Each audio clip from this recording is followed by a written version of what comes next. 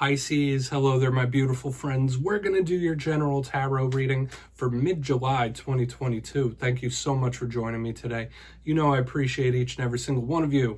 So let's get right down to business here, as usual, my friends, and start you off with an oracle card just so we could dip our toes into energy and see what's going on for the lovely Piscean people. I hope you're all doing well, my friends. Let's see what's going on, my guides. Talk to me. What do we got for Pisces? And yeah, we're just going to look at this first card super quick, then we'll get into the full tarot reading itself. And at the very end, I'll pull you a bonus card from the Shadowland Tarot just to see what might be in the shadows or what shadow work you can lean into, which is always very interesting to me. But let's get this first card going. What do we got for Pisces, please? What do we got? Yeah, the deck's being a little specific. Usually this first card pops out super quick. All right, yeah, there we go. So matters of control could be important, whether it's you controlling your destiny or life in general. Hopefully this isn't an individual. Now, before we fully dive into that, Pisces, if you're new here, I'll be speaking about the July subscriber surprise towards the end. So you might want to check that out. Also, if you're active on social media, my handle on everything is at kyleofcupsoracle. So please feel free to hit me up on the platform of your choice, everything except Facebook. But into the reading we go. Enough of the plugs there. If you kindly look at this, you see the puppeteer. He's playing with the marionettes, choosing their moves, deciding where they go, putting on a show, right? So to me, the big theme with this card is always control. Staying in control of yourself, staying in control of your thoughts, control of situations. In the worst case scenario, this could represent an individual around you that might be a little too overbearing or controlling. But when I see this card, I do think of taking the wheel of your own destiny. So Spirit might be asking you to do so. Like if you want a certain result, put action towards it. You can control your life more than you might see, more than it might feel when we have a card like this. Okay, and there is a bit of showmanship with this card as well. I'm not going to really go down that path. If we were expanding on it, I would. But let's get into the full reading itself. Like I always say, that doesn't make or break the reading. It's just a little footnote for us. So control could be important. Okay, and yeah, we're going to get you these first three in the upright, then we'll intuitively clarify. So let's shuffle it up one time for my Pisceans. My guides, talk to me. So last week's reading was titled A Serious Omen. So Spirit might be trying to send you different signs, synchronicities, whether that's number signs, whether it's little happenstances, whether it's dreams, right? Spirit could have been trying to raise the red flag about something or lead you down a specific direction. So we'll see what we have for you this week. As I always say, readings are very fluid. Only take it how it hits for you, okay? Because this could be you or other people in your sphere. Let's get three cards out here, though. What do we got for Pisces? Thank you. Okay, Seven of Cups, that is very water sign type of energy to lead us off. The very active mind state here, very emotional as well. Let's keep moving here. I don't want to get too tied up in that just yet. We'll explain it. Okay, Four of Pentacles, that is something I've been seeing through a lot of signs this week. Okay, we're going to get one more. I do like the elemental mixture of water and earth. That can be abundant, that can be nice. Okay, we have the Three of Wands. So there might be something that's a little gummed up here, or somebody could be in a waiting pattern with this alignment of cards. Now, we're going to speak about it. I'm going to go through each one. I'll give you the classical meanings and archetypes. Then we'll get into the juicy intuitive stuff, because there could be a lot of messages here for us, Pisces. Now, in position number one, we have the Seven of Cups. Classically, this could be a card of paths, options, making decisions and choices, which way to go. This could be an overabundance of paths that one can take. Now, like I said, this is extremely thought-based. This is daydreamy. So in this time, your mind could be extra active. You might be a little extra emotional when we have a card like this. This could just be dealing with emotional states when we clarify it. But it can be creative, right? It doesn't just have to be someone daydreaming. And for some of you, you could be mulling something over, or someone you're connected to could really be thinking about something quite a bit. Now, moving to the center, we have the Four of Pentacles. This card, to me, like I said, is a bit of a theme for a lot of different signs this week. And I see this as a neutral card. It does get a bit of a bad reputation. In the positive, this could be somebody paying attention to their budget, clamping down monetarily. Like this, as the Six of Pentacles is very giving, the Four is not. This is concern of self when I see this card. So whether it is Spirit asking you to take control of something, there might be something involving the self with this card. It could also represent things that are a little bogged down. In its worst sense, it could be somebody that's a little bit possessive, jealous, things like that. Like I say, this doesn't just have to be for love. Think of it as a clamped down, stubborn, immovable energy in the center. But on the back end, we have more of this waiting. And I really want to see what clarifies it, because it could change the whole flow of energy. But we have the Three of Wands. I see this as a positive leaning card, right? To me, this is somebody that's made a manifestation and they're waiting for it to roll in, or somebody who's been working towards something, a result or whatever it might be, and it's within arm's reach when we see this card. But once again, it's somebody in a waiting pattern. So whether it's someone waiting for you, or you get what I mean when this card is here. It also talks about the power of your manifestation, creativity and abilities. So I don't necessarily feel like that's a bad card. It could also speak about distance, travel, trips. But we're going to want to dive deeper on all of this, Pisces. So let's do that. Let's jump in and clarify. So let's get one more shuffle here for the Pisceans. My guides, talk to me. What do we got for Pisces?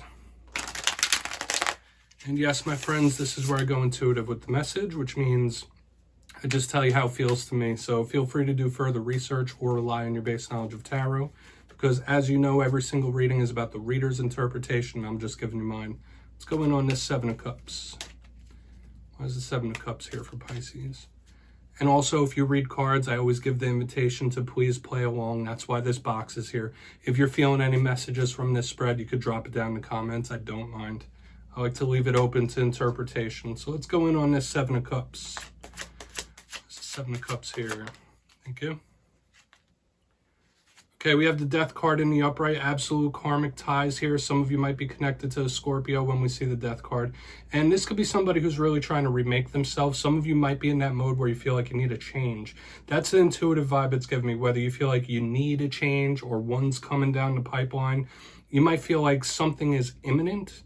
Okay, now usually the Death card doesn't speak about physical death or anything like that.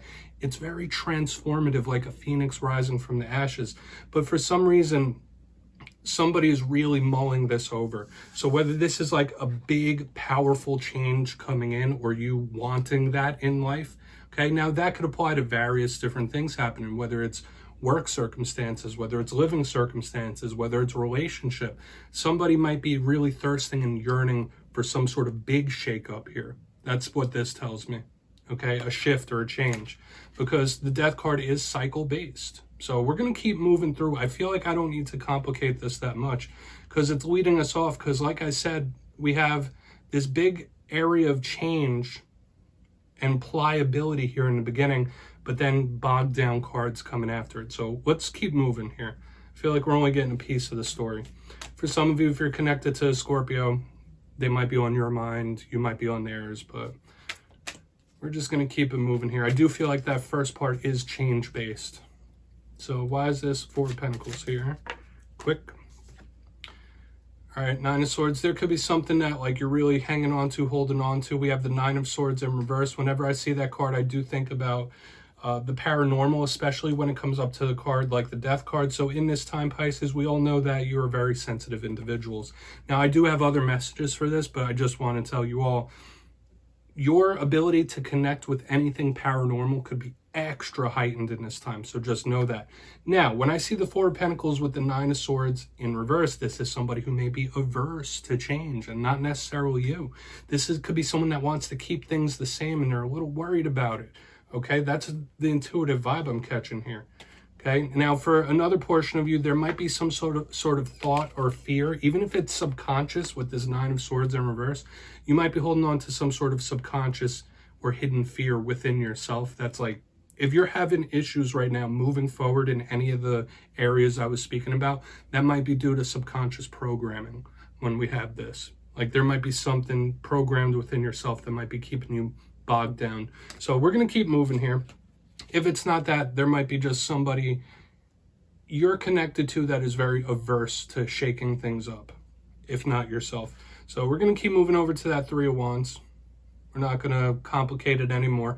I'll talk about it more during the recap. So let's see what's up with that Three of Wands before we get into the Shadow card. Why is the Three of Wands here?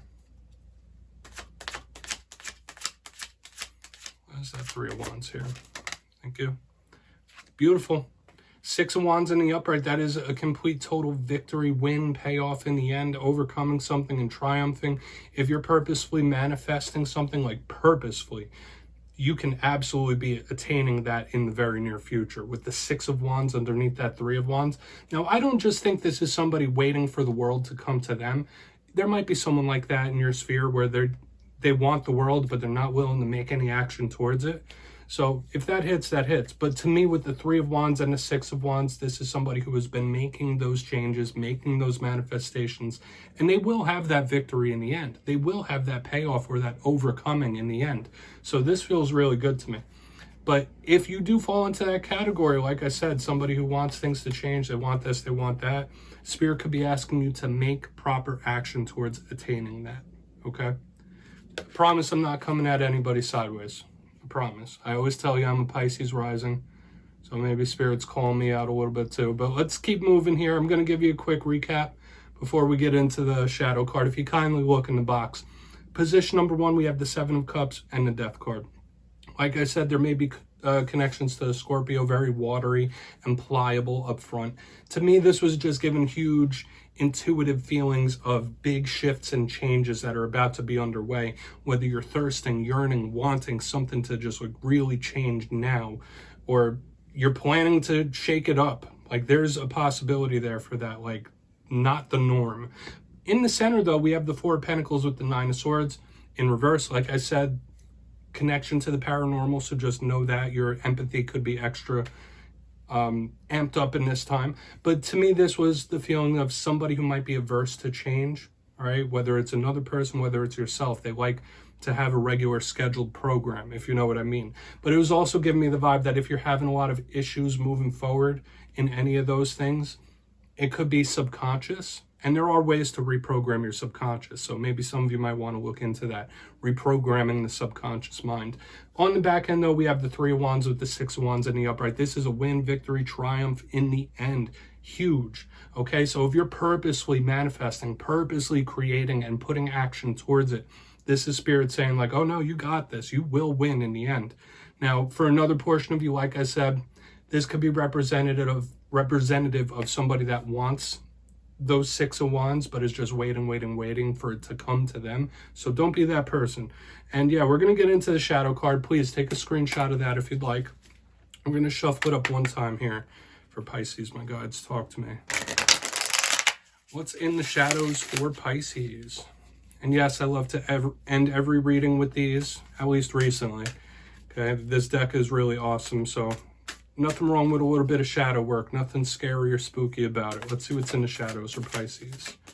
Whether it's something new, something old. Okay, we have the Nine of Swords, and that showed up in the spread itself. I love when they connect because I do feel like it really ties into the messages that we were just speaking about. Now, the Nine of Swords, like I said, is a card of nervousness and anxiety. In this time, there might be something you're stressing over.